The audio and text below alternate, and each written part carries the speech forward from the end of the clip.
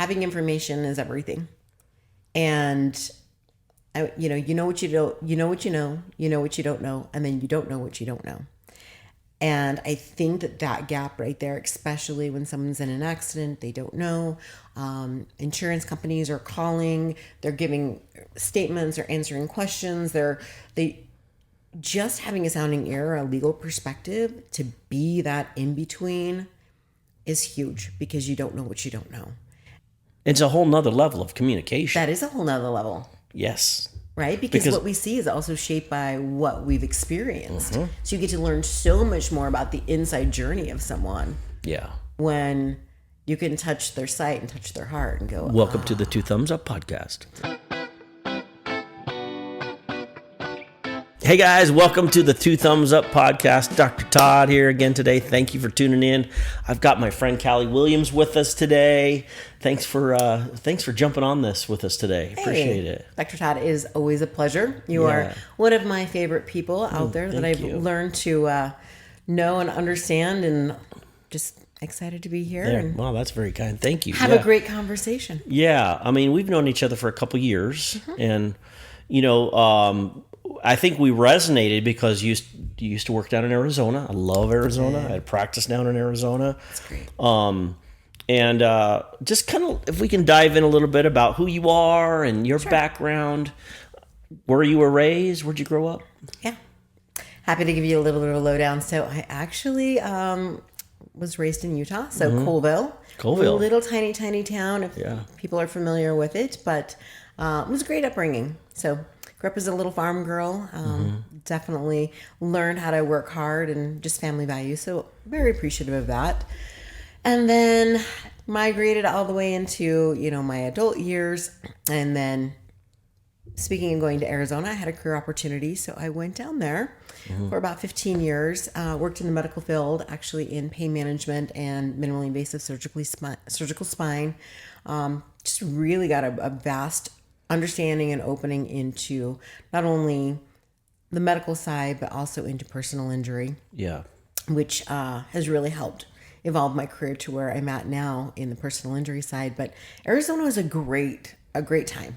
And speaking of you loving it. I love Arizona, yeah. I do miss it. I actually miss the heat. I'm probably a rare one that misses the heat. Yeah. But I love being back here in Utah with my family.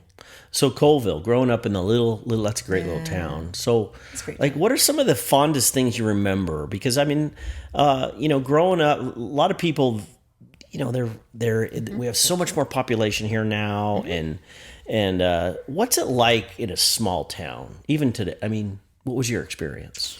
That's a great question. So my neighbor was my grandpa. Mm-hmm. My neighbor across the way were my cousins and my aunt and my uncle. And so I love it. We had a lot of family around there. And, there weren't girls around my age. So there was my sister, but we didn't really play together. So I played with the boys and I was out in the dirt, rough and tough. We had cows, horses, pigs, pigeons, dogs, cats, goats. So I just really had that experience of playing in the dirt and loving that portion, but yet being a girl and love to dance, all those things, play piano. So my experience was great. It was really a wholesome upbringing. A lot of respect for my parents. They definitely had a lot on their plate. They were both sick growing up, and they had illness. Yeah, illness. My dad's a cancer survivor. So when I was in the womb, they found out he had lymphoma. And thank goodness, yay, he's still with us today. He was able to beat that. And my mom was also sick at certain points during my upbringing. So having close people around and having just that smallness and, good friends, I think really shaped just kind of the character that I am today. And I love that. It's evolving. That's why I asked, because you actually have to me, I'm just going to share this with you, a very dynamic, outgoing personality. And so oftentimes that's blossomed somewhere along the way. And so, having that down home, small town experience, there's also, I'm sure, lots of, being raised around family and having family close, where, there's possibly some great learning experiences along the way that created, some things. But when did you had this career opportunity, you said, and you decided to take off to Arizona. What got you into this world? Right now you work with Robinson Injury Law, phenomenal law firm. They do great things, very reputable group. And what was your catalyst here? Like what prompted you to kind of jump into this world? Into the personal injury world? That's one of my favorite stories, actually. I feel like serendipity and things aligning at the right time was part of play for me. Down in Arizona, I just was doing great. I loved what I did. I still love that portion of the world, being in the chiropractic, once again, pain management, and just that side of medicine. I really grew to appreciate and love that portion of it. Can I ask a question real quick? Because I'm interested in that. Because some people, this is a very unique space, right? And so what was it you loved, would you say, about it? I loved that there were different options. There just wasn't one thing. It just wasn't medication for people's pain. There, were modalities, once again, chiropractic modalities, physical therapy. And then I learned about interventional pain management, which were injections, procedures, ablations. And then I learned that there was more of minimally invasive spine procedures where, I helped run a surgery center and brought on surgeons, and we were doing little tiny, incisions to do surgery versus big full opens, and just restoring people back to the life that they wanted, because pain is debilitating. I watched my dad go through enormous amounts of pain. That's what I was wondering, because it's like there's something behind the something, right? Like I just having this conversation with a friend of mine just literally today for about an hour, and he's got a rotator cuff tear, full thickness tear, 2 ligament, supraspinatus, infraspinatus.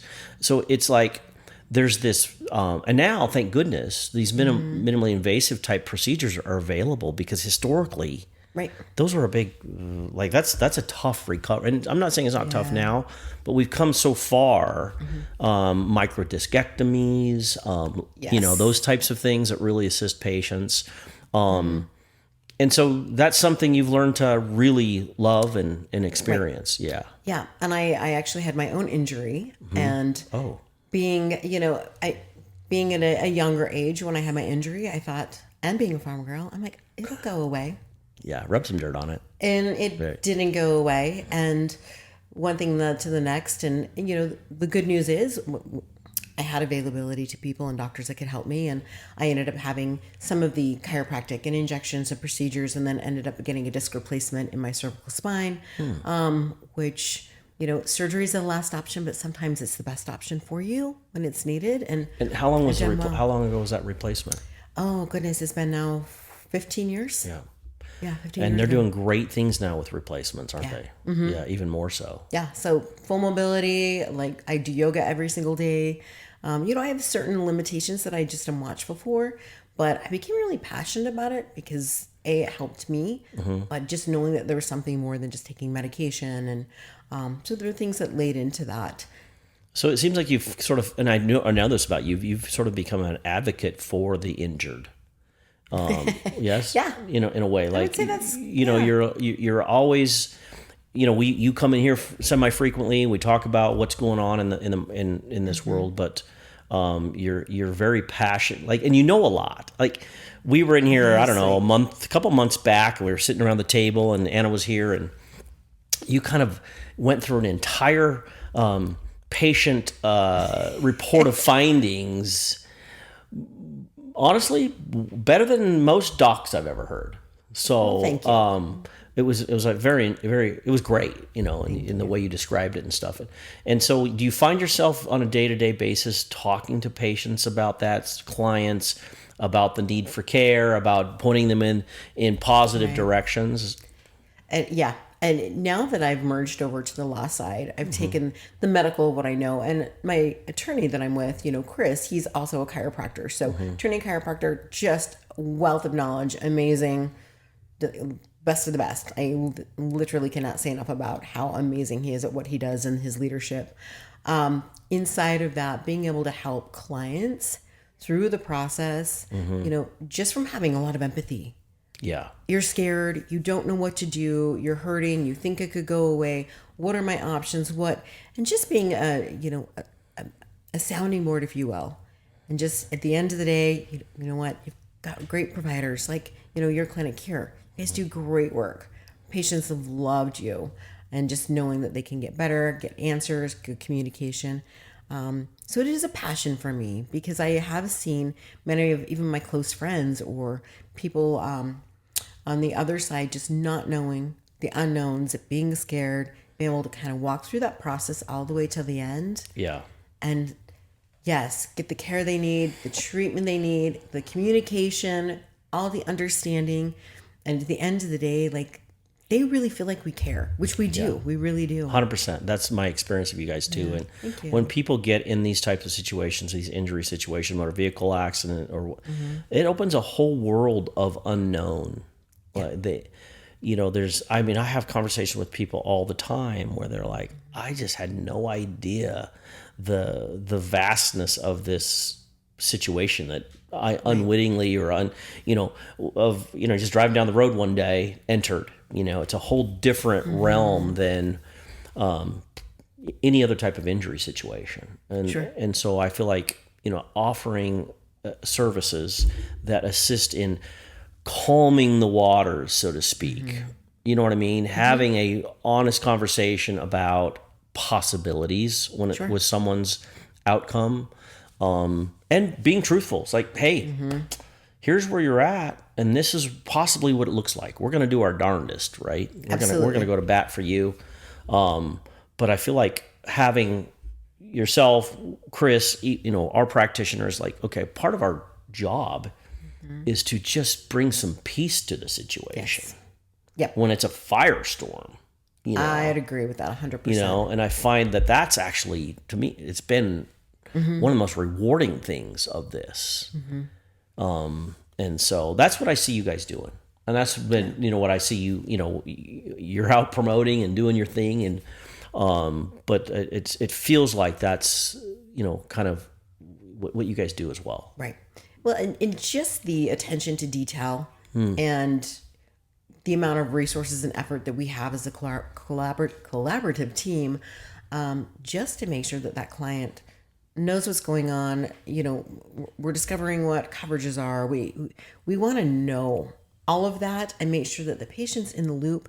Just once again, many times it's the first time in an accident. Yeah. They don't know what to expect. We've done thousands, and I don't even know how many at this point, of cases. So if we can help alleviate their stress, to get that down, like you said, calmness, so that they can continue getting the treatment and the care that they need for their physical injuries, let's put their mind at ease. Yeah. And let's take a lot of that battle outside of it, because it's an unknown for them, and that's what...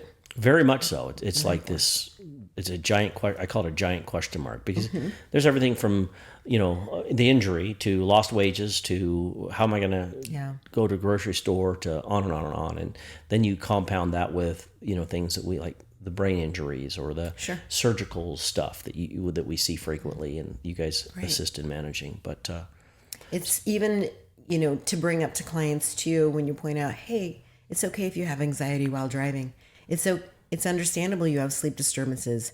Concussions, they can cause, irritability. They can, and when you just acknowledge that they may or may not be experiencing that coming from an attorney's office, right? If you're just like, hey, we know that this can be something, and just acknowledging that may be you, that may not be you, but it's okay when I have a client just breaks down crying. That's what I was going to add. There's an emotional component to it. Just, and I'm like, hey, I'm here to listen. I'm on your team.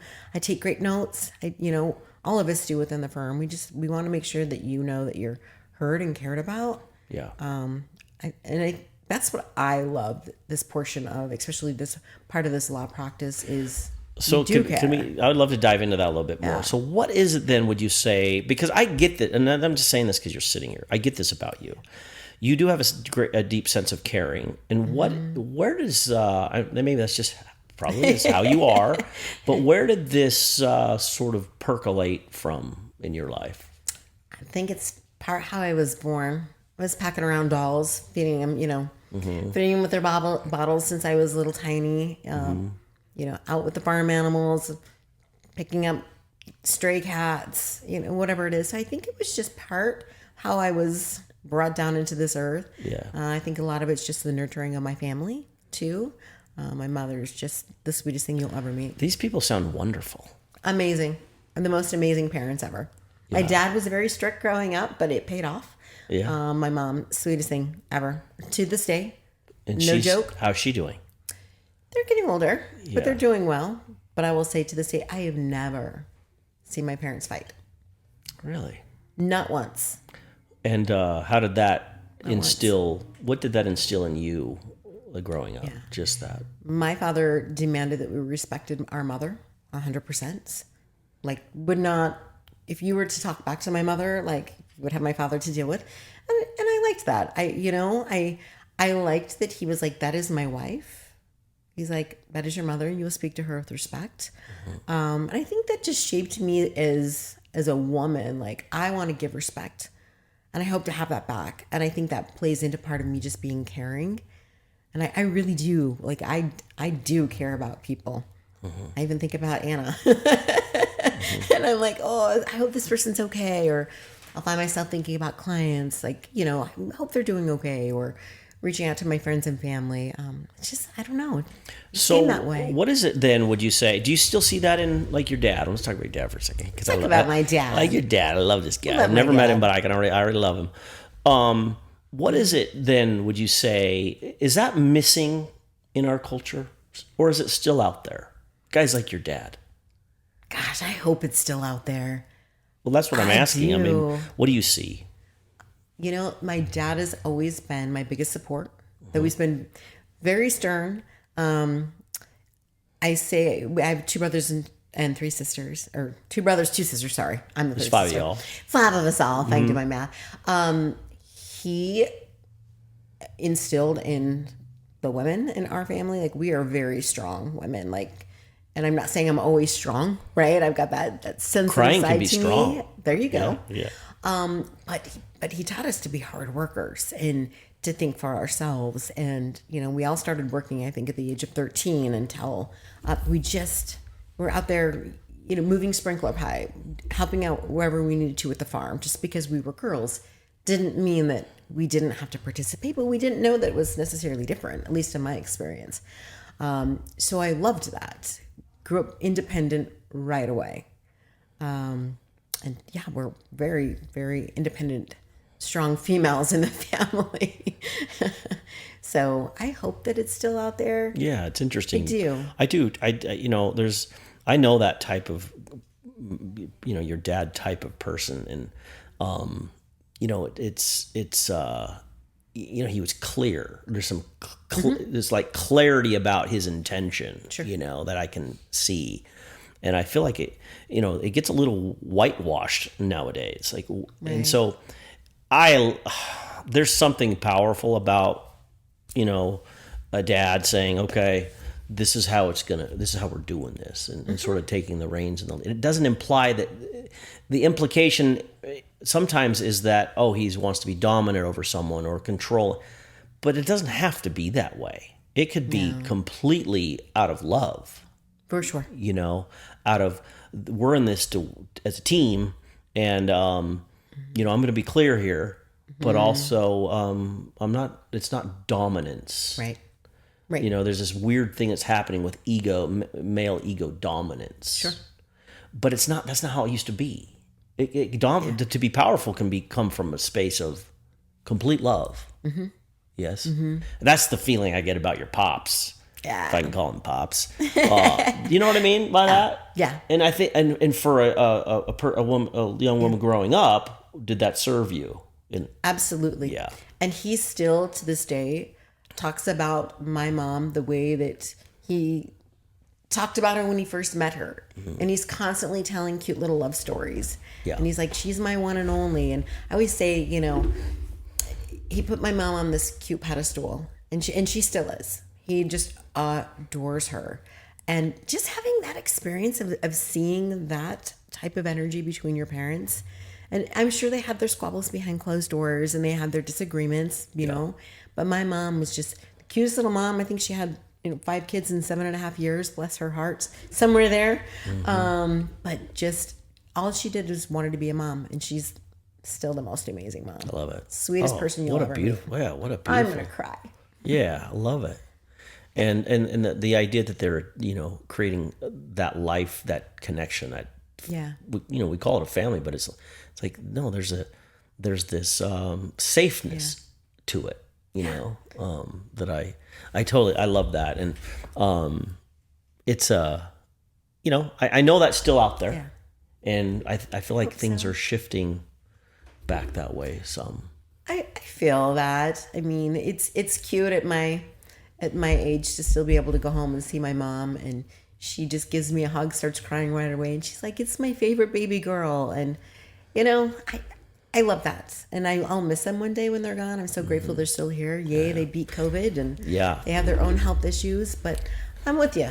My mom was on the podcast a couple weeks ago when she was here, and we had a great time. And my mom's 82 now, and so it's this. I'm probably older than you, but there is this point where your parents like, oh yeah, they, right? There's maybe, who knows, right? Like time is ticking. Yeah, that's for sure. So enjoy them while you got them. Exactly. Not that you'll never not have them, but while they're here, Right. So in this, med legal space, we call it the med legal space. Mm-hmm. There's a lot of pitfalls for potential patients, clients. What would you say? What information would you share with people to attempt to avoid some of the pitfalls, to get caught in, the pitfalls, some of them? What's some of the things you would advise people? Oh goodness, having information is everything, and you know what you don't, you know what you know, you know what you don't know, and then you don't know what you don't know. And I think that gap right there, especially when someone's in an accident, they don't know. Insurance companies are calling, they're giving statements, they're answering questions, they just having a sounding ear, a legal perspective to be that in between is huge, because you don't know what you don't know.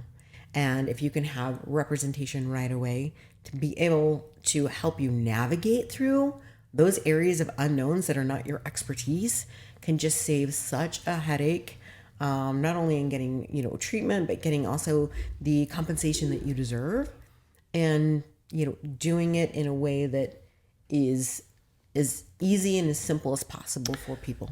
I'm sure you've taken on cases, and your law office has taken on cases where someone is later in the game. So does not the game. It's not, I don't like that word.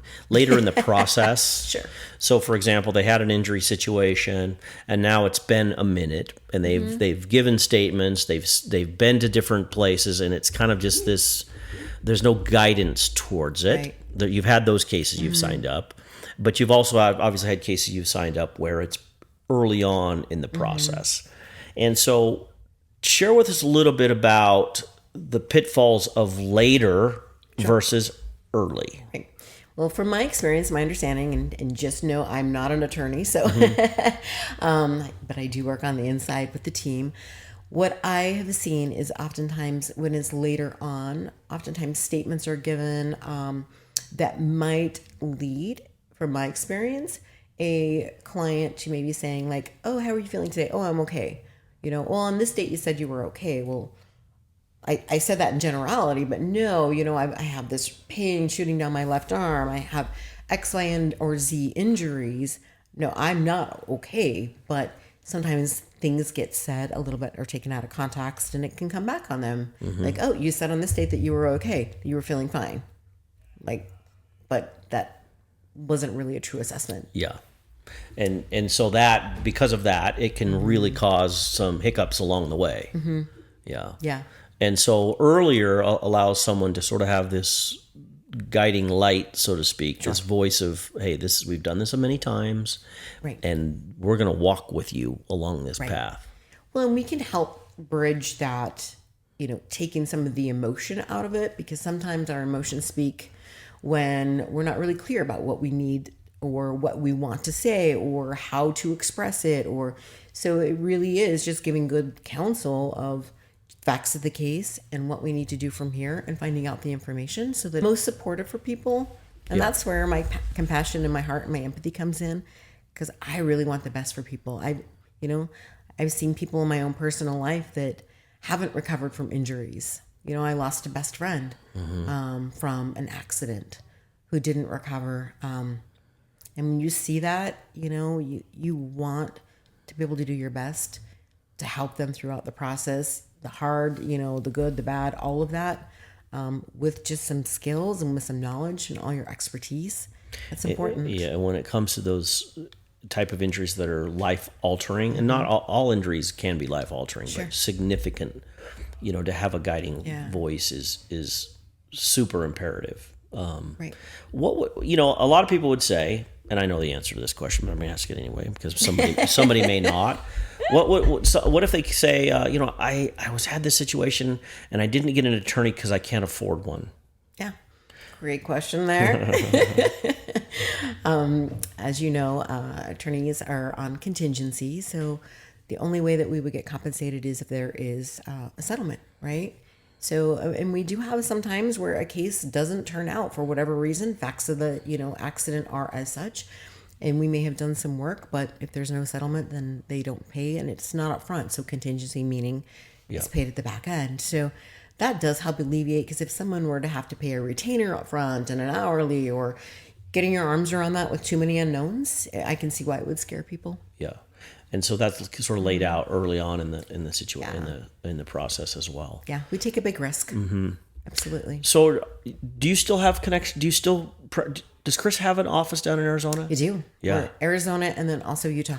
Yeah. And then actually in Arkansas as well. We have an attorney that's licensed in Arkansas. I should have asked you this. I have an old buddy of mine down there. I practiced with him for a little while, and I'm just going to say this on the podcast. Do you know Dr. Chad Stewart? Yes. Oh, yeah, I love Chad. I do. Chad, He's got an office down in Levine. Levine, yeah. Yeah. Mm-hmm. I can see it right now. I used to go and visit. I have his cell phone number. Yeah. I'm like, well, if you were like, hey, do you know Callie? I should probably call him. Yeah. He's a great guy. Him and I opened an office together out in Australia Mountain Parkway in Goodyear. Okay. So back in the day. So did you ever know Dr. Muscarella? Maybe. He's over in Australia Mountain Parkway as well. Oh, yeah. Off the podcast until I know exactly who that guy is. I'll tell you a quick funny story, not on the podcast, but you're a great guy. Love you. But yeah, interesting. Okay. Yeah. Another time. So it's a big small world. Yeah. Yeah, right there right by the Walmart in Australia Mountain. Yeah, it's fun. Doctor's still there that bought it. My mind's going blank right now, but yeah, great play. I love Arizona. Yeah. Still have my license down there. So I know. Who knows what's going to happen, I like being having firms in both states, because I still have a lot of great connections down there, and it's fun because I'm still connected with a lot of those providers that I got to know, and people and pain management doctors and surgeons, and so it wasn't they're missed, but I still have contact with a lot of them. Yeah. And now growing it up here and getting to know new connections, and once again getting to know clinics like yours. I mean, I'm going to say this very strategically, but in a positive way. It takes a lot for me to be impressed of a clinic, just because I've seen so many clinics do things great, and I've seen clinics do things not so great. And you really, really have done an amazing job with your patient care and very sweet, with your flow.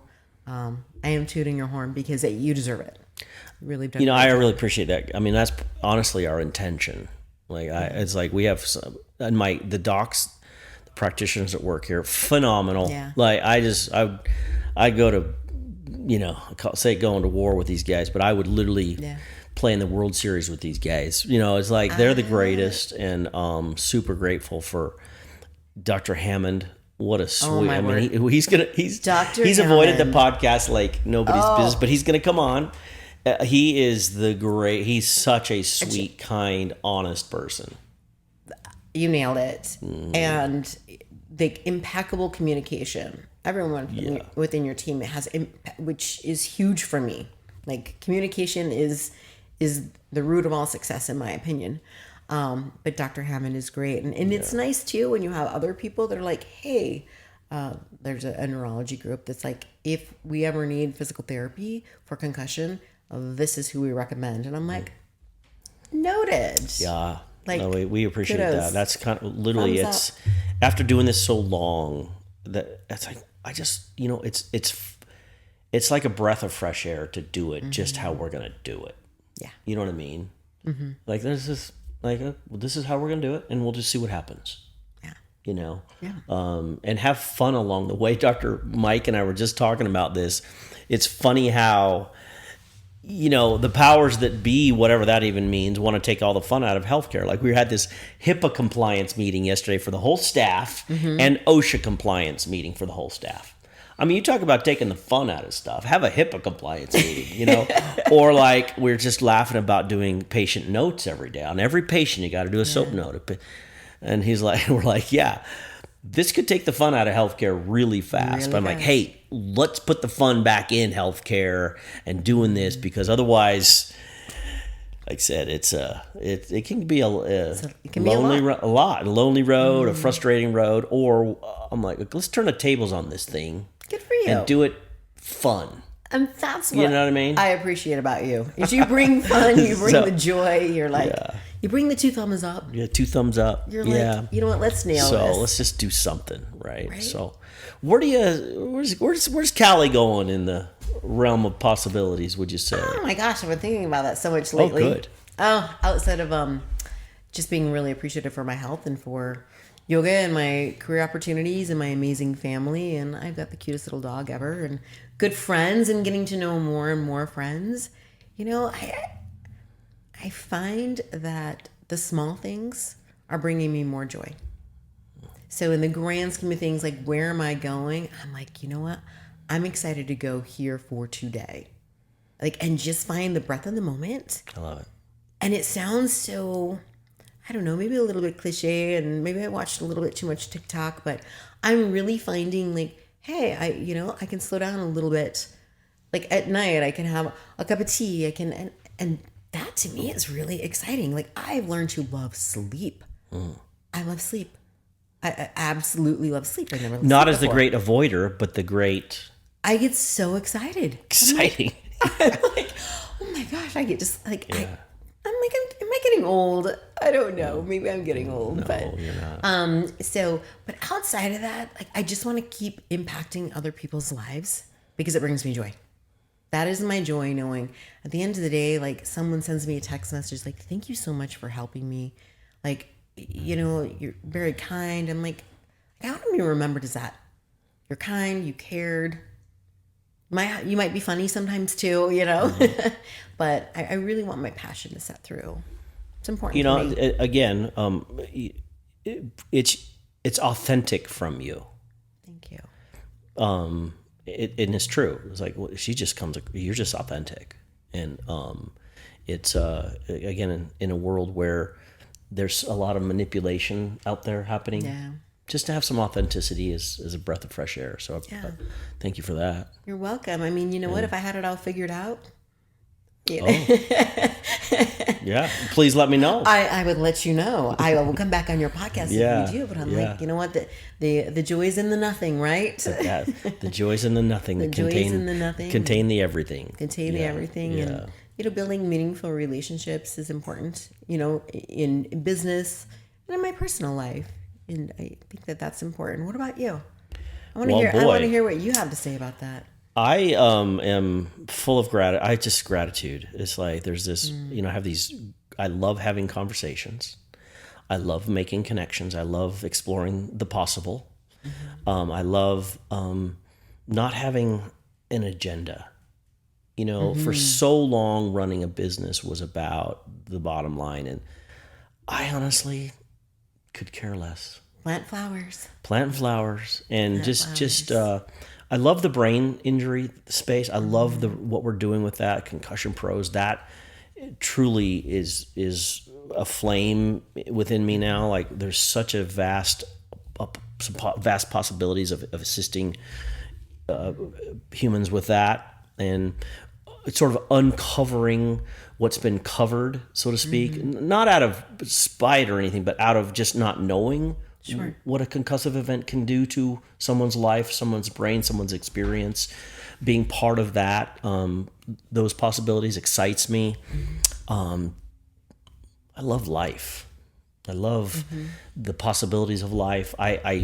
You mentioned just the small things. I love exploring simple things like this. Well, what does it mean to have a prayer in every heartbeat of my existence? My experience of Because to me, the human experience is harmonic. It's musical. It's also mathematical. There's all these pieces to it. It's geometric. But yet, what's the prayer in a heartbeat? What's the prayer in? When a prayer to me means, what is musical about a heartbeat? Because the song of the heart is a prayer unto me. It's like, oh, well, I love exploring those spaces, like those ideas, those feelings, those possibilities, because we're having this experience, this physical experience. So what does that tell me? Right. It tells, there's information there. It's like, well, what is it about my eyes that I see? Oh, if I see this with my eyes, I would love to hear what you see with your eyes.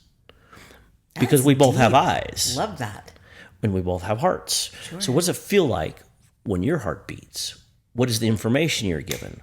What is shared into the space in that rhythm, that balance, that harmonic frequency? I love exploring ways to speak language harmonically in a way that communicates a message that pierces walls and veils. I call them the walls of Jericho. Like, I'd love to communicate with someone that has built walls of Jericho around themselves, because I know what that feels like. Sure. And then there's this whole level of healing when it comes, or entrepreneurship that comes along with that, or relationship building that comes along with that, or the raising of children and communicating with in our communities. And I just see it's just fun to dance with possibilities. That's what I love doing. I can see that you love to find people's passions. I love it. Because I would love to see what makes you tick. Yeah, like tell me about what you see with your eyes. Yeah. That's fun. It's a whole nother level of communication. That is a whole nother level. Yes. Right? Because what we see is also shaped by what we've experienced. So you get to learn so much more about the inside journey of someone. Yeah. When you can touch their sight and touch their heart and go, welcome to the 2 Thumbs Up podcast. Yeah. Because that's really what I'd love to experience. Because to me, the sharing of who you are through what you've experienced is of utmost value. Right. Because there's no such thing as a bad conversation. It's just words. Because in your words, we connect. Yep. I connect. I get it. I see you. I feel you. I hear you. I'm grateful for you. Like, boom. And all the walls of Jericho come tumbling down because someone harmonically spoke who they are. Wow. There's a physiological response. Yeah. It jumps into parasympathetic, rest, healing, vitality, youth. Right. There was this, since you asked, I'll never forget this experience with this gentleman years and years ago. He was an 80-some-year-old gentleman. And he was getting ready to have hip replacement surgery, and he still ended up having it. But he was just in all this pain. I was working with him, and we did some work. And every time we do some work on something, I said, okay, now just go walk this out. I want to see how you move, right? Whether it's rhythmically, or if he still has something. So we did a few rounds of this, and I asked him, okay, this time when you get up, I want you to see yourself as a 21-year-old powerful young man. And his gait changed like that. And he taught me something. Because the question that came up for me was, let's just do this for a second. Are you open to this little possibility? Right. And his gait changed. And I said, tears came to my eyes, tears came to his eyes, and we both learned something then. That he is in himself, and he's having all this pain situation. But in that very moment, I saw him, and he saw himself as a 21-year-old powerful young man. That's powerful. That's moving. It changed me, 100%. Changed my entire perception. I'll never forget him. And I got to celebrate his funeral a few years later, and his memorial, and I'll never forget him. And it changed. I'm like, there's something here beyond what's here. And you're tapping in. And I just love exploring that. It's super fun for me. It wakes me up in the middle of the night. Oh, I love it. He's a deep thinker. Well, I just enjoy, you know, this. Mm-hmm. I do too. And I appreciate the opportunity to come on here and share, and thanks for asking questions. And you've given me some things to think about. You know, possibility. I always love to say I love to share heartbeats with people, right? Because we're from one heartbeat to the next. Amen. Yes. And, you know, choosing who you share heartbeats with and seeing who maybe you didn't even think was an option to get to know or learn. And you find out that those heartbeats shared were the most powerful ones that moved you into a direction that you didn't even know that you were going to go into. But all of a sudden, it just gives you this energy forward. Like, I don't know if you had experiences like that. You're like, wow, I just met that person. And I'm not certain why, but I'm like, something just shifted. You know, kind of like your story of the gentleman with his hip. Like, it shifted. And then there's just this giant celebration. Yeah. It's like, in those moments, shared heartbeats. There's a celebration of life, of existence, of possibility. So that's what I love. And I'm just going to do that. I think you should. Thank you so much. I love you, Callie. Thanks for coming on the Two Thumbs Up podcast. Awesome. Tell the folks how they can find the law office and you and Chris. And you have a website? We do have a website. So the attorney is Chris Robinson Injury Law, 801-845-4878.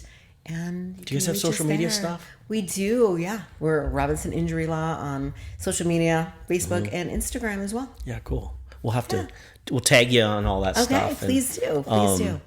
But thank you. Very grateful for your time, for your willingness to jump on the podcast today and, share with us some beautiful things about you. Thank you. Appreciate it. We love you guys. Thanks for tuning in to the Two Thumbs Up podcast, and we will see you soon. Thank you.